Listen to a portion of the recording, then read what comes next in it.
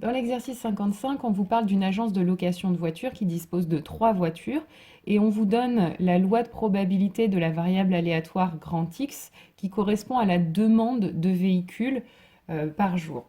Donc, on vous demande à partir de ça de donner la loi de probabilité de grand Y, la variable aléatoire, égale au nombre de voitures louées à la journée. Évidemment, comme ils n'ont que 3 voitures, ils pourront louer 0, 1, 2 ou 3 voitures maximum dans la journée. Et donc, ils vont louer 0 voiture quand il y a 0 demande, donc avec probabilité 0,22 d'après la loi de X. Une voiture avec probabilité 0,37 quand on demande une seule voiture. Deux voitures quand on demande que deux voitures, 0,24. Et puis par contre, ils loueront trois voitures quand on leur demande 3, 4 ou 5 voitures. Même si on leur demande 4 voitures, ils en ont que 3, hein, donc ils pourront en louer que 3, et même chose pour 5. Donc il faut additionner les trois dernières probabilités, et donc la probabilité de louer 3 voitures, c'est 0,17. Ensuite, on vous demande de calculer l'espérance et la variance de Y. Donc l'espérance, toujours, hein, la valeur fois la probabilité. Et on fait ça pour chaque valeur.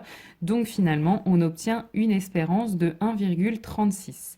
Et puis pour la variance, c'est la probabilité multipliée par la valeur moins l'espérance. Donc moins 1,36 au carré. Et puis on recommence pour toutes les valeurs du tableau. Donc on obtient finalement une variance de 1,0104. Ensuite, on vous dit que le prix de location par jour et par voiture, c'est 50 euros. Et on vous dit qu'en moyenne, on paye 10 euros de frais par voiture et par jour, et que la voiture soit louée ou non. Et on paye en plus des frais de 10 euros par voiture louée. On vous demande d'exprimer la variable aléatoire B égale au bénéfice journalier en fonction de Y. Alors, d'abord, ce que la location de voiture va nous rapporter, c'est 50 euros pour chaque voiture louée. Donc les voitures louées, c'est grand Y, donc 50 fois Y. Ensuite, on va avoir des frais fixes pour chaque voiture. Étant donné qu'il y a 3 voitures, on va payer 3 fois 10 euros, que les voitures soient louées ou non. Et ensuite, on va payer 10 euros par voiture louée. Donc, on va perdre 10 euros à chaque fois qu'on loue une voiture. Le nombre de voitures louées, c'est grand Y, donc moins 10Y. Donc finalement, en simplifiant, on obtient que le bénéfice journalier, c'est 40Y moins 30. On vous demande ensuite de calculer l'espérance et la variance de B. Alors, l'espérance de B, c'est donc l'espérance de 40Y moins 30. D'après la formule du cours, ce sera égal à l'espérance de 40Y plus l'espérance de moins 30. Et puis ensuite, l'espérance de 40Y, toujours d'après le cours, ce sera 40 fois l'espérance de Y. Et puis l'espérance d'une variable aléatoire constante, moins 30, ce sera moins 30. Donc finalement, comme l'espérance de Y, on l'a déjà calculé, c'est 1,36, ça va nous donner comme espérance pour B 40 fois 1,36 moins 30, c'est-à-dire 24,4 euros. Donc. Et puis pour la variance de B, c'est le même principe, sauf qu'attention, pour utiliser la première formule qui nous permet d'écrire que c'est la variance de 40y plus la variance de moins 30, il faut le justifier par l'indépendance des deux variables aléatoires. Mais on vous dit bien que les frais de 30 euros qu'on va dépenser, ils sont indépendants du nombre de voitures qu'on loue. Hein. Ce sont des frais qu'on va payer que les voitures soient louées ou non. Donc ce sera indépendant de Y et donc de 40Y. Donc on peut appliquer la formule. Et puis ensuite, attention aussi, quand on veut sortir le 40 de la variance, hein, il faut bien penser que dans le cas de la variance, il y a un carré. Donc ça va faire 40 au carré, variance de Y. Et puis aussi, on avait vu déjà dans un autre exercice que la variance d'une variable aléatoire qui est constante, comme son nom l'indique, une constante, ça ne varie pas, donc la variance, c'est 0. Et donc finalement, ça va nous donner 1616,64. Dans l'exercice 56, cette fois-ci, on vous parle d'un fabricant de machines à laver. Alors, on vous explique que ce revendeur vend 40 machines par an et on vous demande de déterminer la loi suivie par la variable aléatoire grand X qui, à une année, associe le nombre de machines issues de ce revendeur en panne au cours de la première année d'utilisation. Alors ici, il ne s'agit pas de donner le tableau de la loi de probabilité, hein, il serait bien trop long. Puisqu'ici, on a 41 issues possibles, hein, il peut y avoir 0 machine qui tombe en panne, 1, 2, 3, etc. jusqu'à 40. Donc là, on attend plutôt que vous justifiez par des phrases qu'effectivement cette variable aléatoire suit une loi binomiale. Alors, comment est-ce qu'on le justifie? Donc, chaque choix d'une machine a deux issues, soit elle tombe en panne la première année, soit non. Donc déjà, on peut dire que chaque variable aléatoire xi, donc la variable aléatoire qui vaut 1 si la machine est tombée en panne et 0 sinon, elle suit une loi de Bernoulli de paramètre P égale 1 sur 10, puisque c'est la probabilité de tomber en panne. De plus, les machines sont indépendantes et x correspond au nombre de machines en panne la première année. Donc grand X suit une loi binomiale de paramètre n égale 40 et P égale 1 dixième.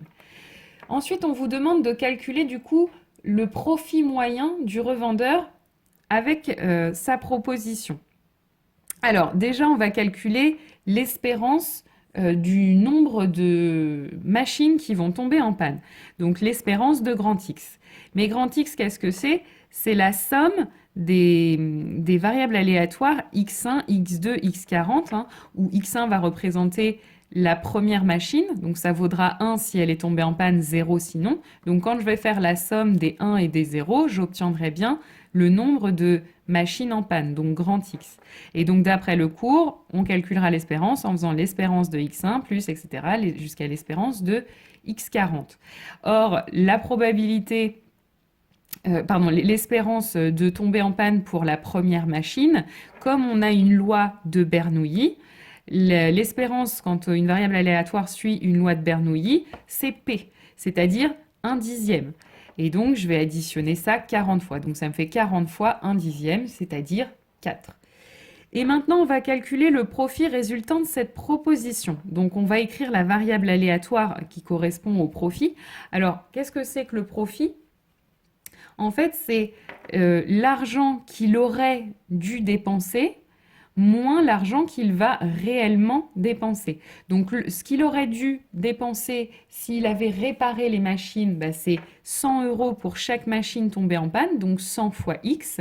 Et ce qu'il va en fait réellement payer, finalement, c'est 20 € par machine vendue, donc 20 fois 40. Et donc, du coup, ça nous fait 100x moins 800. Donc, le profit moyen, ce sera l'espérance de cette variable aléatoire, c'est-à-dire l'espérance de 100x moins 800. Donc, je suis allée un petit peu plus vite que dans l'exercice précédent et j'ai appliqué directement les deux propriétés qu'on a vues sur l'espérance. Donc, ça va être égal à 100 espérance de x moins 800, c'est-à-dire 100 fois 4 moins 800, donc moins 400. Donc là, on peut se rendre compte, une petite interprétation, c'est qu'en moyenne, avec cette proposition, le revendeur est perdant. Il va perdre en moyenne 400 €. Ça va lui coûter 400 € de proposer cette formule, en moyenne. Alors maintenant, on va voir la probabilité que cette proposition ne soit pas favorable au revendeur. Dans quel cas est-ce que ce ne sera pas favorable au revendeur? C'est si la variable aléatoire est négative, c'est-à-dire s'il a un profit, un profit qui va être plus petit que 0, c'est-à-dire qu'il va perdre de l'argent. Et donc, ça revient à chercher quand est-ce que, si j'isole grand X, quand est-ce que grand X est strictement inférieur à 8, autrement dit, puisque X ne prend que des valeurs entières, quand X est inférieur ou égal à 7. Donc, on va chercher quand est-ce que X est inférieur ou égal à 7. Je vous rappelle que X suit une loi binomiale. Donc, vous utilisez votre calculatrice pour déterminer cette probabilité. Ici, la formule va être un peu longue à appliquer, donc on peut se servir de la calculatrice et on trouve que c'est 0,958. Maintenant, on vous propose un autre revendeur. Celui-ci, il n'achète que 10 machines. Mais effectivement, ce qu'on avait dit pour la variable aléatoire grand X reste vrai. C'est-à-dire que grand Y, c'est la variable aléatoire qui correspond au nombre de machines en panne la première année. De la même façon que dans la question 1, Y va suivre une loi binomiale de paramètres n égale 10 et P égale 1 dixième. Du coup, quand je vais vouloir calculer son espérance, même chose. Là, je suis allée beaucoup plus vite. Mais si on se fie à ce qu'on a fait dans la première question, l'espérance de Y, ça va être 10 fois 1 dixième, c'est-à-dire 1. Donc, le profit moyen, ce sera de la même façon ce qu'il aurait payé en réparant les machines, donc 100 fois Y, moins 20 fois 10 cette fois-ci, puisque lui, il n'a que 10 machines. Donc, ça va être 100 fois l'espérance de Y moins 200, c'est-à-dire 100 fois 1 moins 200, donc moins 100 €. Donc, en moyenne, il perd 100 €. Et même chose, on va chercher quelle est la probabilité que cette proposition soit défavorable au revendeur. Donc il faut que 100y moins 200 soit négatif, c'est-à-dire que y soit strictement inférieur à 2, c'est-à-dire que y soit inférieur ou égal à 1. Donc on va calculer la probabilité que y soit inférieur ou égal à 1. Y, je vous rappelle, suit toujours une loi binomiale.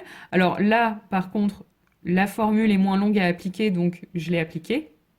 Donc c'est la probabilité que y soit égal à 0 plus la probabilité qu'y soit égal à 1. La probabilité qu'y soit égal à 0, si j'applique la formule, c'est 0 parmi 10 fois 0,1, la probabilité du succès, la probabilité que la machine tombe en panne, à la puissance 0 fois 0,9 à la puissance 10. Et puis pour la probabilité de 1, c'est 1 parmi 10 fois 0,1 à la puissance 1 fois 0,9 à la puissance 9. On calcule ça, ça nous fait 0,736. Donc on vous demande de comparer les propositions du fabricant pour ces deux revendeurs. Donc ce qu'on a pu constater, c'est qu'en moyenne, la proposition des revendeurs leur fait perdre de l'argent, 400 € pour le premier et 100 € pour le deuxième. Mais par contre, le deuxième revendeur sera moins souvent désavantagé. Il sera désavantagé seulement 73,6% du temps, contre, pour le deuxième, 95,8% du temps. Dans l'exercice 58, on vous parle d'un jeu de radio qui consiste à répondre à des questions. 3 questions bleues d'abord, ensuite 2 questions blanches et enfin une question rouge. Donc le nombre de réponses correctes données aux questions bleues sera représenté par la variable aléatoire grand X, aux questions blanches grand Y et aux questions rouges, à la question rouge, grand Z. Donc on vous demande de déterminer la loi suivie par grand X, grand Y, grand Z. De la même façon que dans l'exercice précédent, ici, il faut être conscient qu'on a des lois binomiales. Donc là, on peut dire les réponses aux questions ont 2 issues, soit elles sont correctes, soit non.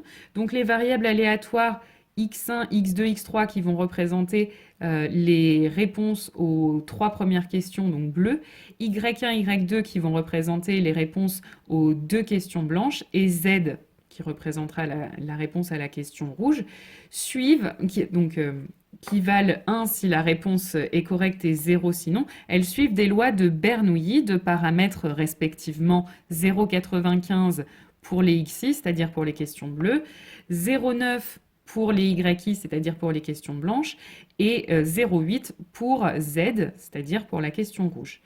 De plus, les questions sont indépendantes, donc X et Y correspondent, comme X et Y correspondent au nombre de bonnes réponses, donc elles suivent des lois binomiales de paramètres respectifs n égale 3, puisque j'ai 3 questions bleues, et P égale 0,95, et n égale 2 et P égale 0,9, puisque là j'ai que 2 questions. Alors ça c'est facultatif, c'était pour Z, mais comme il n'y a qu'une question, c'est pas vraiment une loi binomiale. Ensuite, on vous demande de déterminer l'espérance et la variance de chacune de ces variables aléatoires. Donc là, j'ai refait un petit peu le détail pour x. Donc x, c'est de la même façon que dans l'exercice précédent, x1 plus x2 plus x3, c'est-à-dire que l'espérance, je vais calculer l'espérance de x1 plus l'espérance de x2 plus l'espérance de x3. C'est-à-dire, chacune de ces 3 variables aléatoires a la même espérance, puisque comme on a des lois de Bernoulli, l'espérance c'est P. Donc on va avoir 3 fois 0,95, c'est-à-dire 2,85. Même chose pour Y, sauf que cette fois-ci, je n'ai que 2 variables aléatoires, donc 2 fois 0,9, 1,8. Et puis pour Z, c'est encore plus facile, comme on a une loi de Bernoulli, c'est directement 0,8, le paramètre P. Maintenant, on va appliquer exactement la même chose pour les variances. Maintenant, il ne faut pas oublier de préciser que nos variables aléatoires x1, x2, x3 et y1, y2 sont indépendantes. C'est le cas puisque les réponses aux questions sont indépendantes, mais pour pouvoir appliquer cette formule, il faut le préciser. Et donc finalement, pour x, ça va nous donner 3 fois... Alors, pour calculer la variance d'une loi de Bernoulli, je rappelle, la formule c'est P fois 1 moins P. Donc pour ici, 0,95 fois 0,05. Donc ça donne 0,1425. Même chose ici, on va faire 2 fois donc P 0,9 fois 1 moins P 0,1, donc 0,18. Et puis pour la dernière, c'est tout simple, c'est P fois 1 moins P, donc 0,8 fois 0,2, donc 0,16. Maintenant, on introduit la variable aléatoire R. La variable aléatoire qui est une équipe associe le nombre total de réponses justes. Donc, ça veut dire que R, ça va être X plus Y plus Z. Donc, quand on veut l'espérance de R, il faut calculer l'espérance de X plus Y plus Z. Même chose, on applique encore une fois la même formule. Ça va nous donner espérance de X plus espérance de Y plus espérance de Z. Donc, on somme les trois espérances qu'on a trouvées juste au-dessus. Trois espérances, pardon, elles sont au-dessus. Et donc, ça nous fait 5,45. Même chose pour les variances, en n'oubliant pas de préciser qu'on a le droit d'utiliser la formule puisque les réponses aux questions des différentes couleurs sont indépendantes. Et donc, on somme les trois variances et on trouve 0,4825. Ensuite, on vous dit que les candidats qui ont 6 réponses justes accèdent directement à la question banco et ceux qui ont 5 réponses justes passent par une question de repêchage pour accéder au banco. On estime que la probabilité de répondre correctement à la question de repêchage, c'est 0,8. On vous demande d'illustrer la situation par un arbre pondéré. Alors, l'arbre, il va être comme suit. D'abord, on va avoir le cas où on a 6 réponses justes. Ensuite, 5 réponses justes. Dans ce cas-là, on accède à la question de repêchage et donc on a deux possibilités, soit la réponse est juste, soit non. Et puis si on a eu 4 réponses justes ou moins, le jeu est terminé. Alors maintenant, il va s'agir de mettre les réponses, les probabilités sur ces branches. Alors déjà, pour calculer la probabilité de répondre aux 6 réponses justes, finalement, qu'est-ce que ça va être? Ça va être la probabilité d'avoir 3 réponses aux questions bleues correctes, donc x égale 3, et y égale 2, deux réponses correctes aux questions blanches, et une réponse correcte à la question rouge. Et évidemment, x, y et z, on l'a dit au-dessus, sont indépendantes. Donc on va pouvoir calculer ça en faisant p de x égale 3, fois p de x égale 2, fois p de y égale 2, pardon, fois p de z égale 1. Et puis, je vous rappelle qu'on a dit que ces trois variables aléatoires suivaient une loi binomiale. Donc, on va pouvoir calculer ces probabilités avec les formules qu'on connaît bien. Et donc, une fois qu'on les a multipliées, on trouve 555 579. Ensuite, donc ça, on peut le placer sur la première branche de notre arbre. Ensuite, il nous faut calculer la probabilité d'obtenir 5 réponses justes. Alors, il y a plusieurs possibilités. En fait, il faut avoir fait qu'une seule erreur. Donc, l'erreur, on peut l'avoir faite sur les questions bleues, auquel cas, on aura 2 bonnes réponses aux questions bleues, 2 aux questions blanches, 1 aux questions rouges. Ou alors, on peut avoir répondu aux 3 questions bleues, mais avoir fait une faute sur les questions blanches et pas de faute sur la question rouge, ou enfin on peut avoir eu tout correct aux 2 premières séries de questions et puis faire la faute sur la question rouge. C'est les 3 possibilités et pour chacune des possibilités on peut recalculer exactement comme on l'a fait au-dessus en faisant le produit de p de x égale 2 fois p de y égale 2 fois p de z égale 1 et puis même chose pour les suivants. Et donc même chose en appliquant la formule ou en utilisant votre calculatrice. Donc là, je n'ai pas écrit le détail pour chaque probabilité, mais on peut réappliquer la formule sur la loi binomiale. Eh bien, on trouve une probabilité de 0,35 7 975 qu'on peut mettre ici. Pour la dernière probabilité, même si elle ne nous sera pas utile pour la suite de l'exercice, on peut faire 1 moins ces 2 probabilités. Et puis pour les branches qui sont ici, c'est très simple. On nous dit dans l'énoncé qu'on a 0,8, une probabilité de 0,8 de répondre juste à la question de repêchage et 0,2 d'avoir faux. Ensuite, on vous demande quelle est la probabilité d'accéder directement à la question banco. Alors, d'accéder directement à la question banco, c'est d'avoir 6 réponses justes en fait. Et donc, du coup, d'après notre arbre, on a déjà fait tout le boulot, la probabilité, c'est celle qu'il y a sur la première branche, donc celle-ci. Ensuite, on vous demande quelle est la probabilité de passer par la question de repêchage. Donc, on passe par la question de repêchage quand on a 5 réponses justes. Donc, pareil, la probabilité, c'est celle qu'on avait mis sur cette branche. On a déjà fait le travail. Enfin, on vous demande quelle est la probabilité d'accéder à la question banco. Donc la question banco, on va y accéder quand on répond, soit qu'on donne 6 réponses justes, puisqu'on va y accéder directement, soit quand on fait 5 réponses justes, puis qu'on répond juste à la question de repêchage. Donc ça, la première possibilité, la probabilité est là. Pour la deuxième possibilité, il faudra faire le produit de cette probabilité avec 0,8. Donc finalement, la probabilité, la voilà. Et donc, elle fait 0,8 356 428. Et la toute dernière question, on vous dit la probabilité de répondre juste à la question banco est 0,4. Quelle est la probabilité pour qu'une équipe de candidats se présente au jeu et remporte la question banco? Quand on se présente au jeu, déjà, la probabilité d'accéder à la question banco, on l'a calculée. Il faut multiplier ensuite cette probabilité par 0,4. Pourquoi est-ce qu'il faut faire ça? Parce que la question banco, elle est indépendante du reste du jeu. Donc, on peut multiplier les probabilités.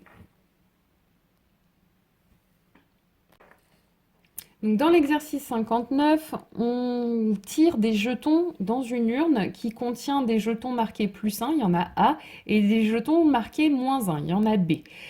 On va déplacer un petit pion sur un axe de +1 quand on tire un jeton +1 et de -1 quand on tire un jeton -1. Et donc on s'intéresse après n tirages, à l'endroit où va s'arrêter le pion. Pour ça, on vous dit qu'on définit des variables aléatoires TI égales au numéro inscrit sur le jeton au ième tirage. Et grand X, c'est la variable aléatoire égale à l'abscisse du pion à l'issue des n déplacements. Donc, on vous demande dans un premier temps d'exprimer X en fonction des variables aléatoires T1, T2, etc. jusqu'à Tn. X, ça va être la somme de tous ces jetons, hein. Puisqu'on commence à placer le jeton en 0, en faisant la somme de tous les jetons qu'on a obtenus, enfin des numéros inscrits dessus, on obtient bien l'endroit où le jeton va s'arrêter. Ensuite, on vous demande de calculer l'espérance des TI. Donc avant de pouvoir calculer l'espérance des TI, il faut déjà écrire la loi de probabilité de la variable aléatoire TI. Alors, on vous dit, donc déjà, les deux valeurs possibles, c'est -1 et +1. Et on vous dit que des jetons marqués +1, il y en a A. Alors du coup, c'est plutôt l'inverse. Là, ça va être -1, là, +1. Des jetons marqués +1, il y en a A. Donc la probabilité de tirer un jeton +1, ce sera A sur A plus B. Et la probabilité de tirer un jeton -1, il y a B jetons qui sont marqués -1 sur un total de A plus B jetons. Donc B sur A plus B. Et donc l'espérance de TI, ce sera chaque valeur multipliée par sa probabilité. Donc ce sera +1 fois A plus B et -1 fois B sur A plus B. Donc ce sera, alors plutôt le contraire, -B plus A sur A plus B. Et donc, ensuite, on vous demande d'en déduire l'espérance de X. Donc, X étant la somme des TI, si on applique la formule qu'on a vue sur l'espérance, ce sera espérance de T1 plus, etc., jusqu'à espérance de Tn. Et donc, chaque espérance, chaque TI a la même espérance. Donc, ce sera n fois -B plus A sur A plus B. Dans l'exercice 61, on s'intéresse à un jeu de cartes qui contient des cartes numérotées de 1 à n et qu'on va mélanger. Et donc l'idée, c'est de regarder combien de cartes vont reprendre leur place naturelle, c'est-à-dire que la carte numéro 2, par exemple, se trouve à la deuxième place dans le paquet. Et donc pour ça, on vous définit des variables aléatoires xk qui va valoir 1 si la kème carte est à sa place et 0 sinon. On vous demande de montrer que y est égal à x1 plus x2, etc. jusqu'à xn. Bon, alors pour justifier ça, c'est un petit peu comme ce qu'on a vu avant, hein. On peut dire que chaque xi vaut 1 si la carte est à sa place et 0 sinon. Donc le nombre de xi qui valent 1 correspond du coup au nombre de cartes qui sont à leur place. Donc lorsqu'on fait la somme de ces 1 et de ces 0, mais les 0 ils vont rien changer, on obtient bien le nombre de cartes à leur place. Donc y est égal à x1, etc. jusqu'à xn. Ensuite, on vous demande d'en déduire l'espérance de y. Eh bien, chaque xi, il ne faut pas oublier qu'il suit une loi de Bernoulli de paramètre p égale 1 sur n, hein, puisque la probabilité du 1, c'est la probabilité qu'une carte se trouve à sa place. Et donc, comme une carte peut occuper n places différentes et qu'il n'y en a qu'une qui est la sienne, probabilité 1 sur n qu'une carte soit à sa place.